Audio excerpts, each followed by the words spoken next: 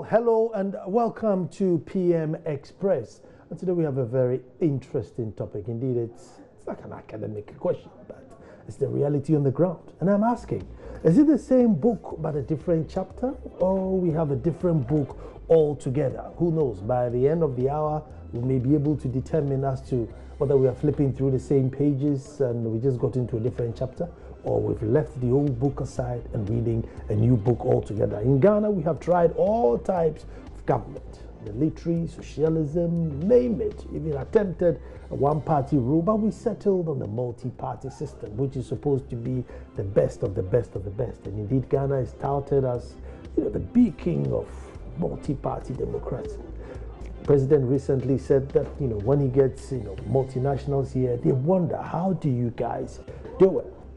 But folks, the truth is, it's just like two mafia families who are running a street, and at every given time, one would rule the street and then the other one goes and the other one comes.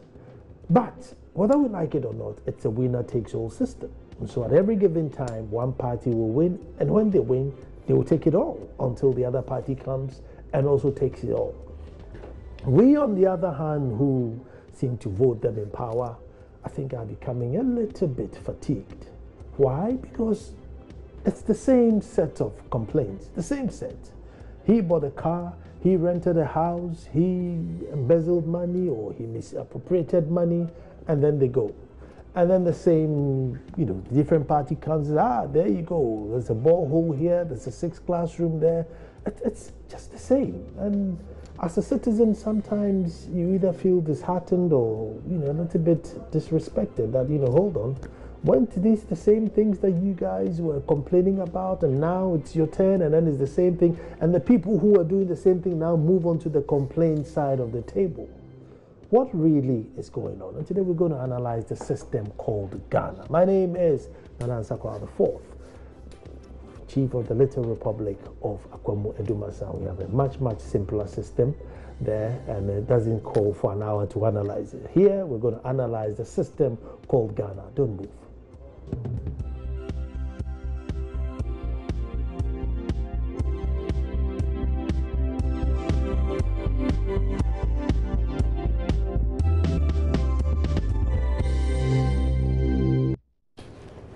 Well, my viewers and I, you know what the rules are. Anytime a guest appears first time on the show, we charge them ambantemsa. Well, now this guest, it's not the first time, but it's been so long, his first ambantemsa is probably written off now and needs to pay another one. We have in studio Franklin Kujo, president of Imani.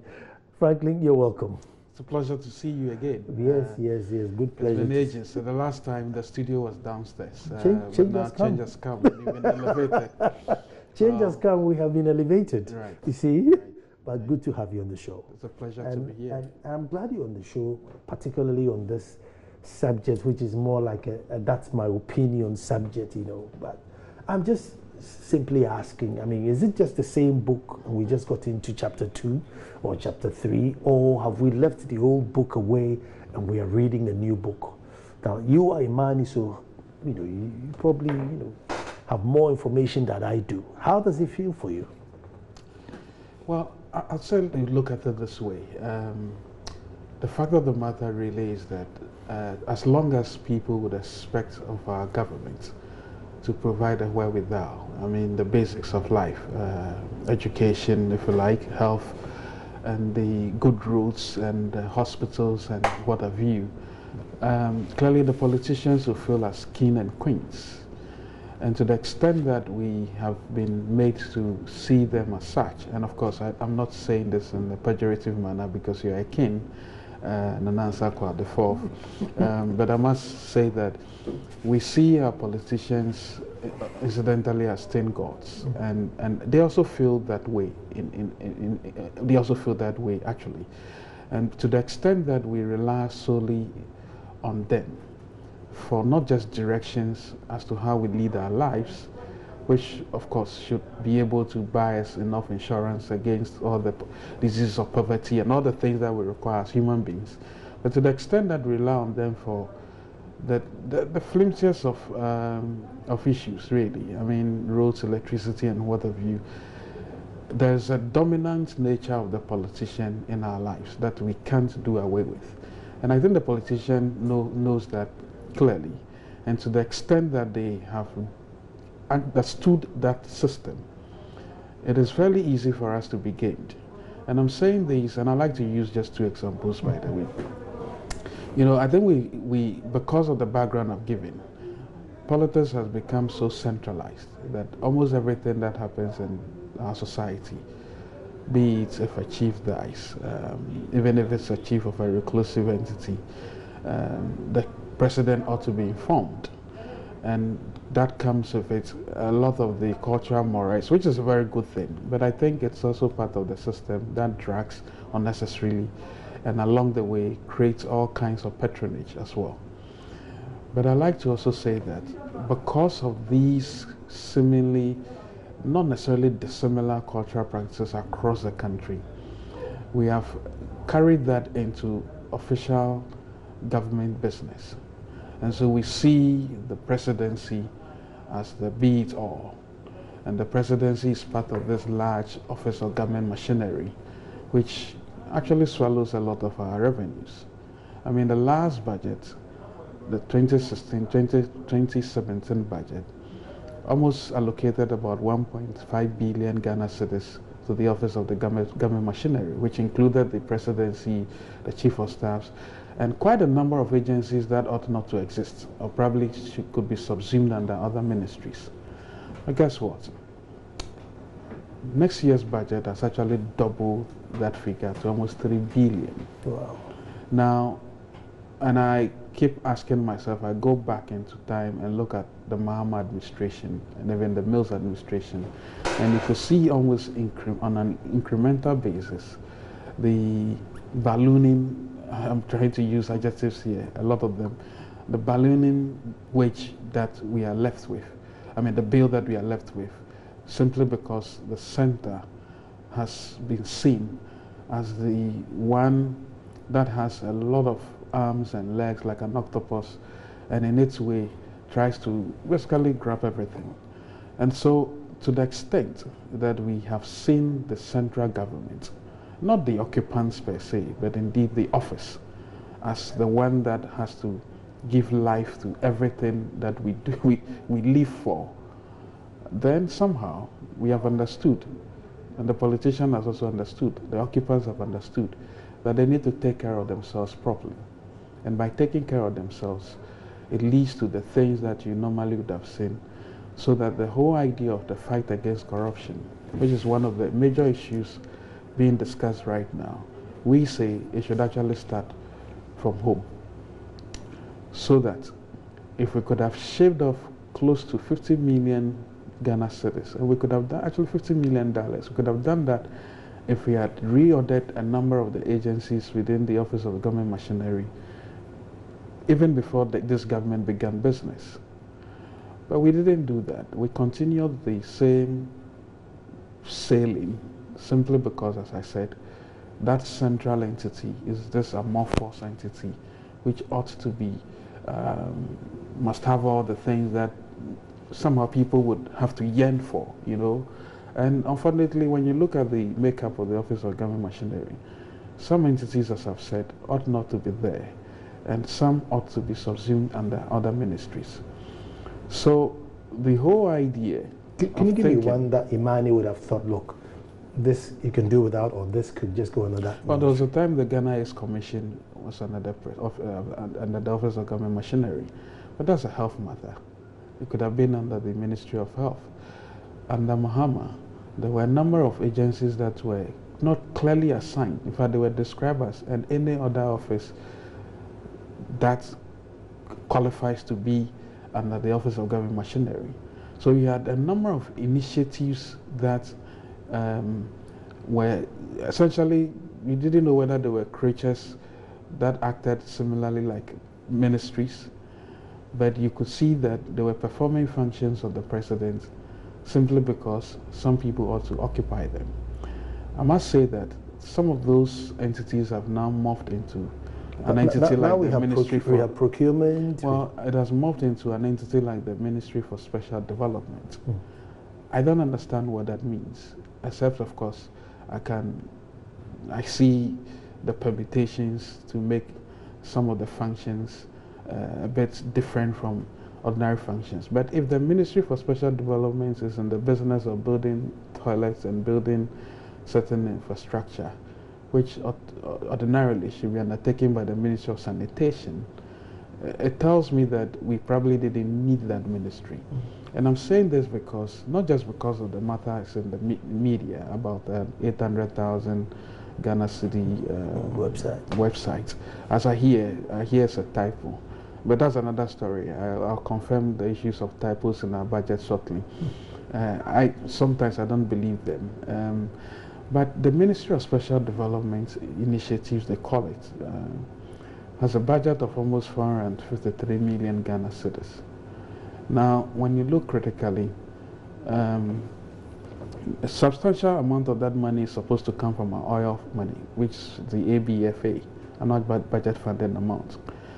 But about 100 million of the budget allocated to that ministry is to go to things that are described as critical areas.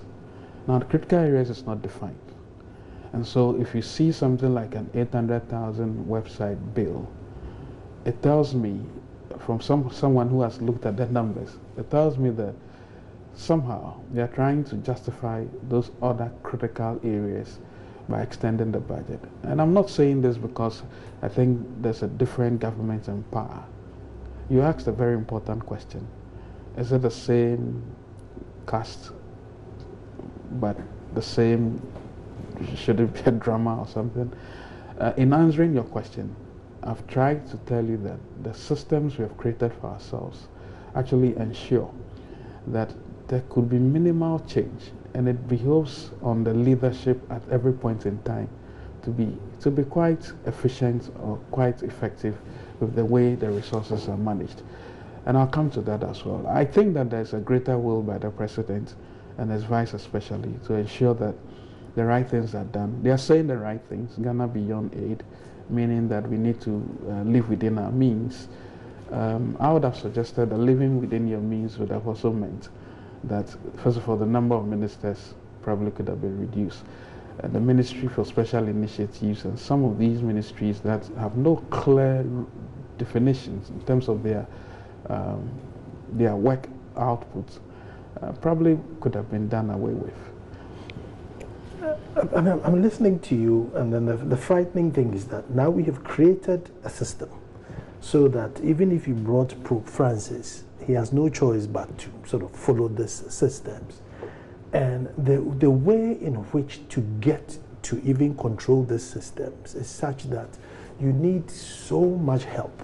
You know, so by the time you get there, your hands are tied. You will have to create offices and put people there because you know that they really, really helped. They probably helped for over a decade. So when you get there, you know, you must, I don't want to say pay them back, but get them to come and help you. So there's no choice. It doesn't matter who's there. Well, there's a choice. I mean, the fact of the matter is that if you decide that your government will be run based on patronage, your government will be run based on a rent-seeking system, then you have no recourse to go to the teeming number of supporters you have in order to support your cause. Because if a party, the two major parties boast of excess of about 4 million people, that's a lot of money. I mean, if every one of those was contributing at least a cedi every other month, that's substantial money. But I also know in politics there are the money bags, and you can't do away with them. But if they become the norm, then you have a lot of problems. I think that any politician or any party that truly believes that they are in office because of the people they lead must ensure that their wherewithal are taken care of to the extent that they can make minute contributions to the greater good of the party. But where a few people become the money bags in the party, then clearly you have issues. I've never believed in the whole idea of the states supporting parties. Because I was going to come to that. No, I don't think they should. You look at the rallies, you look at even voting, And it's literally the MP or the aspiring MP who has to rent a bus to go and get the people, feed them, vote, take them back, the T-shirt, the hat, everything, you know, you pay for. I mean, it's so expensive that I think the route to get to hold this system, by the time you get there, you should make certain compromises, no matter how good you are. Which is why it still doesn't merit any credible science to be expanding the numbers. I mean, Ghana could make do with probably 100 constituencies. I really don't see the edge to be creating multiple constituencies. Certainly do not understand why we should be creating many districts anyway. I mean, so it comes back to the whole idea that we've made the politician that thing God that ought to be worshipped and to be represented in our lives. But we only need them to be represented in our lives so that we can make decisions for ourselves. But what you've seen incrementally is that they want to get closer to us in a very upside down manner. I mean, in other far-seeing societies, when we say politicians get to us close, when the politicians are supposed to get closer to us, it means that at the very basic level, we have mayoral elections, we have county level elections, and these things do not necessarily have to cost a lot of money. But to the extent that we've decided that the political game is an interesting one and actually a lucrative one, would have to find ways and means of creating multiple levels of layers for politicians to fill. Certainly. I mean, if you have a country of the land size that we have, and the number of people we have in the country of about 23 or 24 million people, we certainly don't need 275 members of parliament. You certainly don't need the number of districts that are going to balloon from 215, I think, to probably 300 or something like that. And that is one of the bane of our own development. And I think that the earlier we realize that development is not necessarily about getting too many people to do similar things or perform similar functions, the better it will be for us. Do you think we can turn around, or we are stuck on this road? There's no U-turn. I don't see any U-turn in the next probably 10 years. We are stuck on it. I don't know when you get a U-turn for somebody to turn around and say, look, we are heading the wrong direction. The road may be fine, it's nice and it's paved, but that's not where we need to go. Well, I suspect that if we got a critical mass of people who do not only talk during elections, obviously like you don't do, because almost every time you are complaining in a positive manner on things that are not working. If we got a critical mass of people who understood that it is not only during elections that we have to judge the performance of a government, and that while the government succeeds, the things they say they want to do, we subject them to critical tests. I think it can it can travel some mileage in trying to rein in some of these excesses. I don't believe we've reached. I don't think we are stuck. We're only stuck if we decide that we are not part and parcel of the problems and solving them as well. You know, we probably have, and I think we should create multiple forums, as many people are doing these days. People vent off on social media, and I think social media has become a very powerful tool. The more people get empowered with information to understand that a particular website doesn't need to cost 800,000 Ghana cedis, but probably 80,000 as I heard, or even less. If they are armed with such information, they can go ahead and demand answers. Or when there's been some issue around the fact that some people are paying $100,000 or so to sit at the presidential table, the immediacy with which the Trade Ministry came to actually disown that story, even though I do not think that they did it quite well, tells you the power of social media. To the extent that people ask questions, not necessarily out of, you know, just to, not out of, should I say, what's the word? The word isn't coming, but not because you want to do it for the sake of politics, but asking frank questions. I believe strongly that we could be heading there. And I have a strong feeling that I still have hope in the president and his vice that they will do things right. I mean, some of the things I've heard clearly tells me that even though some people may want to have their way, the two gentlemen are trying to rein in affairs in such a way that the roof doesn't come down. You see, you have confidence in the president and his vice. Vice, before the campaign, was absolutely livid that previous government were building schools at 800,000, make comparisons that MTN had done a similar thing, 150. There was a borehole at 50,000, which, he hit the roof over, and, so many things. And then, the tables flip. Now borehole is 130,000, no noise. Schools are 750,000, no noise, So it just makes you think, well, I mean, it's their time, and God knows 4, 8, 20 years, whatever it is, they're going to go. It's going to be a different person.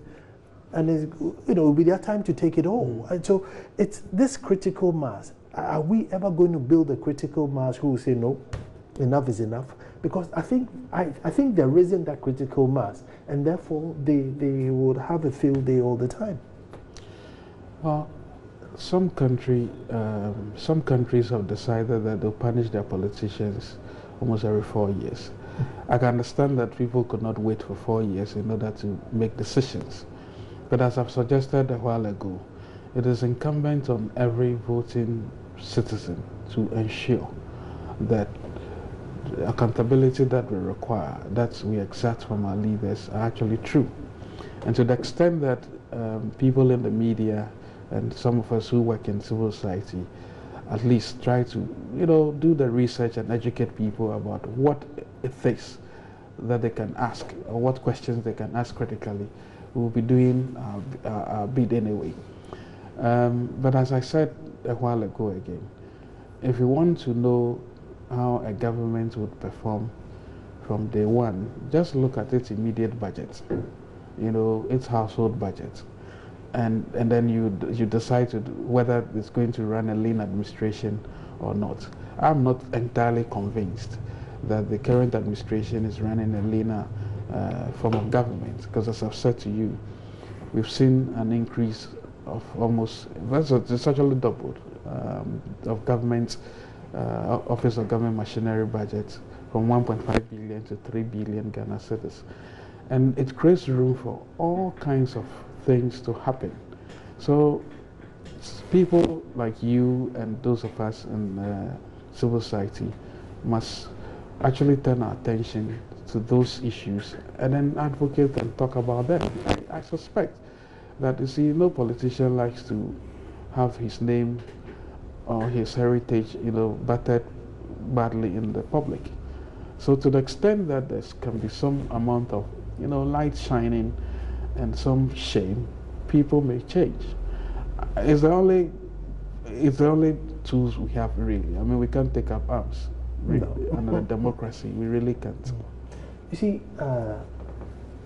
one thing that we complained most about was, luxury cars and breaking traffic rules and driving over pavement, get everybody off the road, and probably just sending their daughter to school or probably late for an appointment. There's absolutely no emergency whatsoever. And so we complained and complained and complained. And anytime I do a show on Joy FM, you get the, MPP protagonist, calling, venting off. Come 7th January, it's even worse. It's the same cars, the same traffic lights, the same hazard lights, same rules.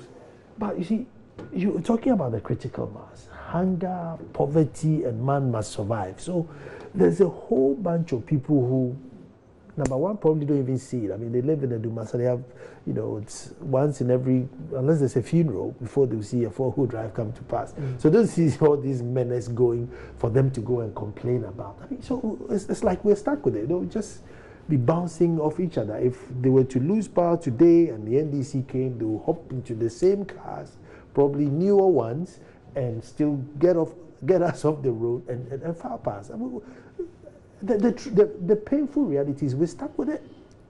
Well, as I say, it takes a few people to say no at some point. I can understand that within the cities, clearly, there are challenges, there's traffic. I try not to give way to those sirens because sometimes it's not politicians at all. It could be some other persons who want to just have their way. But the moment a few of us take a stand, I'm sure it could also change. But I understand you.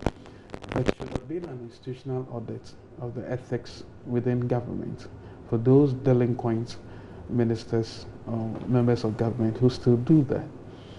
And if to the extent that there hasn't been something like that, we are hoping against hope, really.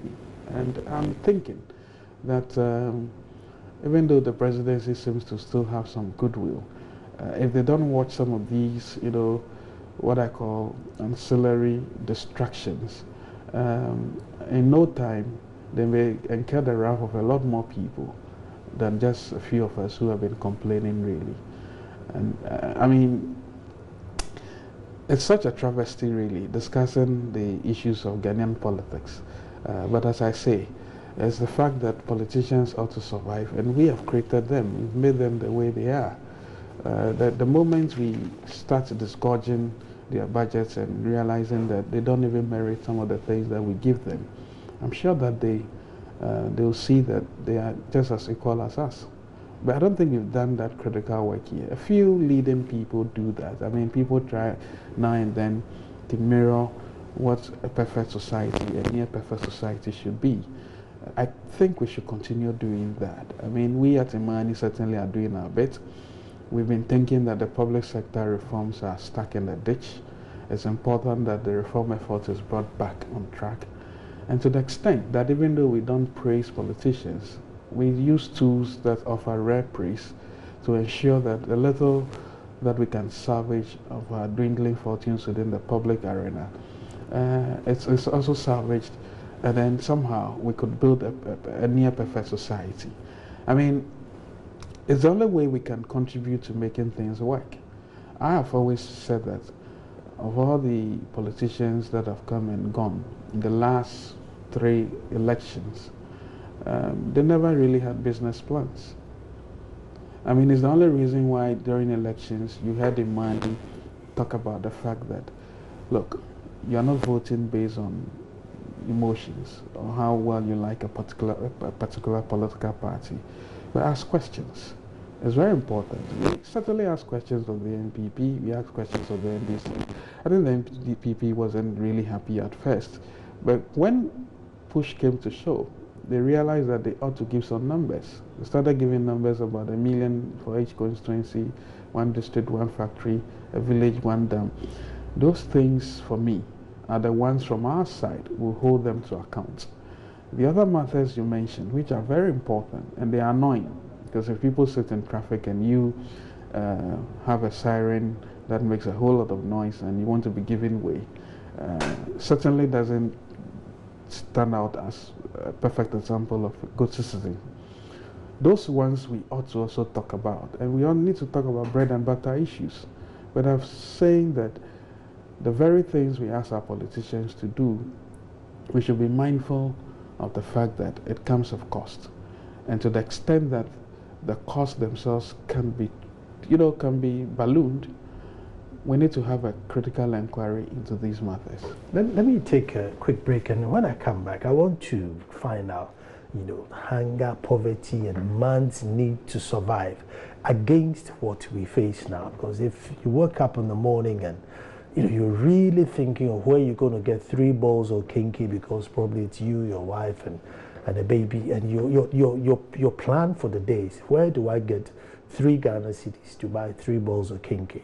I mean, would you be bothered about asking a politician any question? And there are, millions of such people, living the length and breadth of the country. So how do we, faced with this, representative type of government and this desperate need to survive just on the ball of kinky, how do you question anybody? Don't go.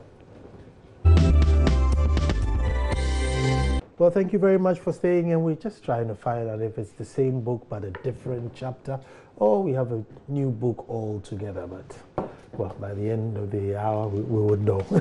But before the break, I just wanted to find out from Franklin if, faced with this complex style of governance, electing MP goes into parliament, is supposed to pass laws and lobby stuff for you and all this, faced with all these complex things. And then you come, home and there's hunger and there's poverty and there's your need for survival. I mean, do you have time to follow the rudiments of these modern governments? And I'm telling you, most people have the faintest idea, and that's why they will rather go and chase the MP for development and completely skip the DCE as if it's non-existent. And the DCEOs complain that anytime they go on an event, they'll give the MP stuff but don't give the DCE anything, even though he's carrying the purse of the district. That's the reality. Too many people hungry, too many people need to survive. They don't care. So those at the top always have that peace of mind to do whatever it is they need to do. You and I, we just a mini school, just talking big English. We don't even reach the majority of the people. Well, that gentleman or woman who is interested in only the ball of kinky he or she would have for a meal may be interested in knowing that if he or she does not get into the habit of questioning the leaders, the ball of kinky will start getting smaller, and at some point they may not even have a fish to accompany it as well. So it's very important. I can understand that given the nature of our politics, it makes it really difficult to be asking politicians questions. But I've seen a number of people who have also taken center stage, who have just questioned their circumstances, and then found out that at least there's somebody called a leader in the locality who they could question. I think the passiveness of Ghanaians must also be called into question here. Look, if Ghanaians wanted to be part and parcel of this whole system of decentralization or decentralized governance, I think we should be demanding of a fair representation than actually leave it to the politicians to do. By the way, I still think that President Akufo-Addo's biggest legacy would be if indeed he allows us to vote for DCEs, because then that would have broken that whole political cycle. I hear your voice is very low. Oh, sorry. Anyway, so I was just saying that I think Ghanaians ought to be party to the whole discourse of governance. I mean, if you live in the front place and all your DCE is interested in is those on the Mami Krobo market, for instance, that unfortunately is not going to guarantee you the needed progress. And somehow those issues of life, be it a good hospital or a good school, that you could take your kids to. It is important for us to get into the whole habit of questioning our leaders as to why or how come the whole of the front place, for instance, is endowed naturally with, it's pristine, by the way, and even though a politician has appointed a political figurehead like a DCE, all he or she is interested in is those and market those actually from Mami Krobo market, which makes about 80% of the internally generated funds. That doesn't seem to me like progress. And the people here, or the people in that district, understand that the district has potentials, and it's important for them to question. Why can't they have some modern tools of farming, for instance? Why can't they have some modern forms of transportation on the river? I think if we leave everything to the politician and say that I'm only interested in my ball of kinky and fish, then you'll never get the necessary results that you want. But I can understand your predicament, and the predicament here is that maybe this person or these persons are just interested in their livelihoods. But as I've said, their very livelihoods depend on the efficiency of the public service, which indeed their local leaders or their regional and national leaders are part and parcel of. So it's important to question. We have You've given up? No, not yet. Not yet. I haven't given up yet. Still hanging in there. I don't know where hope will come from, but still hanging in there. You've gone to certain areas and you see massive billboards of, political campaigns, and you wonder, wow, they trekked all the way. Well, here. but I've seen villages where during elections they've actually written on signages that no electricity, no vote. Now that tells you that these persons understand that it's a transaction between I the saw politicians. no T-shirt, no vote, and I was very heartbroken. Well, maybe that's what they also need. That's what they needed, T-shirts. Really? Yeah, so to the extent that people can exert accountability in various forms, in itself is an indication that they want to be part and parcel of the governance system. Frankly, but you are well traveled, and you see the vehicles that government machinery use. I don't even think in Japan that the government would use top of the line Land Cruisers that you're a Japanese minister, and because they make these cars here, you're allowed to use. I doubt it. No, they don't. I've checked. I haven't checked, funny enough, but I've checked wealthier countries, Germany, UK. I know for a fact, and even America, who they are SUVs. I mean, retail price, they are cheaper than what we use here. And this is a country that makes trillion. They're pulling trillion in their GDP. So that alone. Frankly, well, Africans by their nature and those who get into leadership are very showy. I mean, that explains it, and it's obscene affluence. The thinking that once you come into office, the leisures of life must be accorded to you makes complete nonsense of your own existence. Really, I mean, in the midst of poverty, in the midst of want, I don't think it makes sense for a leader to be flaunting these things anyway. Which is why it is important to actually ask ourselves again, how much, again, I come back to quantitatives. What is the value of a politician, be it at the Flagstaff House or in Parliament or at the district level? What is its value to the economy? And based on that value, how should we pay them?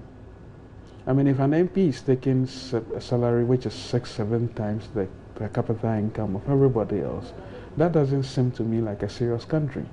And that's what we do here. Our per capita income is hovering around $1,300 something. But you pay our politicians, I think they take home almost 20,000 cedis a month, plus other allowances and all of that.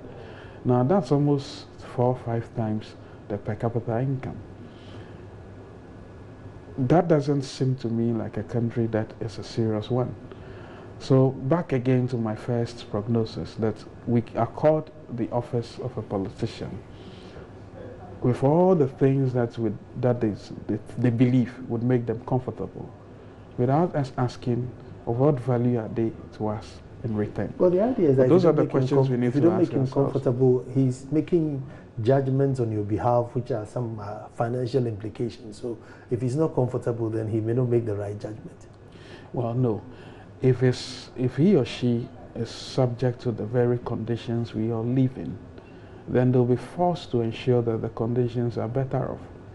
And that way, I can only see that that's the only motivating factor for you to actually do more, so that you can also have a comfortable lifestyle that you desire. You don't need to start having that lifestyle before you get to understand what others feel. But everything we are complaining about now is backed by happening. law. And it's backed by law. I mean, the law says, he's entitled to a house. The law can be used to plunder. He's entitled to that. It's stipulated in law. It doesn't mean it is sensible. I mean, there's a French philosopher, Frederick Bastiat, who said, see when the law can be used for plunder. At some point, even parliamentarians in the French parliament, I think in the mid-19th century, were trying to compete with the sun because they felt the sun was eating away at candles. And so they made a law against the sun. That's how absurd it can get. So I don't believe that every law is necessarily a sensible one. Certainly, the law that says that a one holder should be paid those sumptuous sums It's a crazy law. It doesn't make sense. It defies rational economics, because I have said that the value of a politician must be based on the output of an economy. And if you are being paid 7 times the per capita income of the ordinary citizen, then you are not delivering value, really. I don't think so. So they deserve it, but they haven't earned it. No, they haven't earned it. They've got to earn it, and that's the most important thing. They've got to earn it. So you think there's going to be a leader who's put his foot down and said, listen, this is Ghana, and we're going to cut our clothes according to however material we have, rather than according to our size? But that's what we're doing now. You know, we are cutting the clothes according to our size, and we are literally bigger than the material we have left, which means we definitely have to borrow more material. Can there be a leader who put his foot down and say, listen, this is what we have, and that's what's going to go around? Well, I've heard a number of talk concerning Ghana beyond aid, at least on this president and his vice president. At this stage, it remains a lot of talk. I would want to see they putting that into action. And as I've said, if they start by reducing the wage, the bill from their own kitchen, then I would have been convinced that charity indeed has begun at home. But at this stage, it's a fine talk, and I think it's useful. We need to ensure that the next year and the following year, we should see some drastic reduction in the budget that goes to the Office of Government Machinery, so that we don't see the likes of 800,000 Ghana City websites that are being created in order to actually backfill and back up a particular budgetary allocation. I don't think it makes sense. You think it was a typo? I don't, see, in 2011, the budget that was presented to Parliament had a division within the Ministry of Finance called the Division for External Mobilization of Funds. In 2010, that division had been allocated 240,000 Ghana cedis. In the 2011 budget, it was allocated 42 million Ghana cedis. Then we at Imani wrote letters questioning the chief director at the time. He never responded. I remember we reported the matter to Dr. Tony Edu, and he said, look, if in a week we didn't get answers, we should publish the letter. We published the letter, nothing happened. It took a year, in fact it was after a year and a half, that a civil servant working at the time at the chief director's office told me that, that was a typo. The Parliament passed it. So imagine there was a financial engineer sitting somewhere. They could have actually drawn that money. So armed with that knowledge, I don't believe this is a typo, by the way. I mean, you're writing 800,000 and 80,000. There's a huge difference. I was told that the figure was supposed to be 420,000 and not 42 million. So it's happened before. I mean, this morning was a bit sad. Just listening, it was just like, I think you said, the same play, just different. No, actors. And that's where I was convinced that these figures that we were seeing, probably on the blind side of the finance ministry, by the way. Don't forget that the ministries are supposed to come out of their own budgets, and then they have to justify. I think it's the only reason why the senior minister's budget wasn't passed, because they didn't understand why you should be asking for 6 million, right? Now, sometimes you do not get the full data, and so you wouldn't know what exactly the amounts are meant for. So I can understand that it could have been on the blunt side of the finance ministry. But now that we started asking questions, that how come that almost 453 million cedis allocated to that ministry, almost 100 million of it is supposed to go into critical areas, and that wasn't questioned. Now we are seeing the answers. In politics, I don't believe that any number you see that has been presented to us by a politician should be, excused as a typo. I've never believed that, by the way. And I'm saying this not because of what the lady has said that it was a typo, but I'm armed with... Nobody proofread. I'm actually armed with a clear example I've just explained to you. That's supposed to be a typo, but no steps were taken to correct it, and the budget passed. You know, as you've realized from the tenor of my submissions, I'm trying to be very, very, very accommodating, because don't forget, there's a new government. So you want to give them some real rope to pull. But I'm beginning to think that, you know, the more you get into that mode, that, well, let's give them time, and some of the silly things keep happening, the earlier they may erode all of those gains. I mean, I'm saying this because, yeah, we were tough on the previous administration. We equally need to be tough on this one as well. But I'm just saying that a few of them... Are you happy with the resolution on the 100,000 seats that...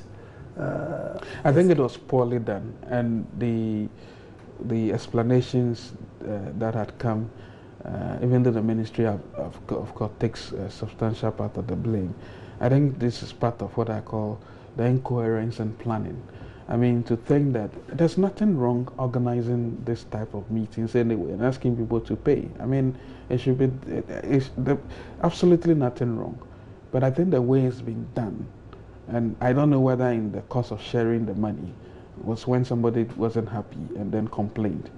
But I think that if you are organizing meetings of such, you can ask people to pay for tables. I don't see anything wrong with that. But I suspect that somewhere along the way, something wasn't right. And some people probably were not happy at the way they were treated. But I think it's done on the blind side of the presidency? Well, to the extent that the proceeds were not supposed to be taken to the presidency. I mean, this was supposed to be an initiative of the Trade Ministry with some other entity called the Expatriate Business Awards. Yeah. I think this is something they've been doing actually in the past. As I said, the communication of the whole process itself must have been the reason why we are seeing what we are, we are hearing what we heard. But I think it was poorly handled, and the explanations wasn't really satisfactory. Not satisfactory. For me too, I don't think it was satisfactory. But that was my long-lost brother who finally made it into studio. But this week I've been reminding you, 22nd December, Friday, Gathering of the Daughters, and that's on the forecourt of GDA Studios in Kokomemle. Gathering of the Daughters, which is 22nd December, Friday. Ohene Gifty Auntie and all their daughters are just going to gather and say thank you to God for seeing them through this year and then ushering them to next year. So you want to know, everyone is invited. Apparently, if you're a man born of a woman, then by all means you're also invited. So I'm not inviting you. I'm inviting your wife, not you. I'm inviting your wife, not you. But thank you very much for coming. It's been a good conversation. The next time I have you here, we're going to put free education on the table and dissect it.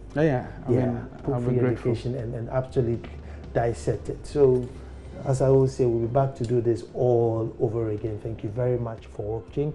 But 22nd on Friday, Gathering of the Daughters, GDA, forecourt, be there. Thank you.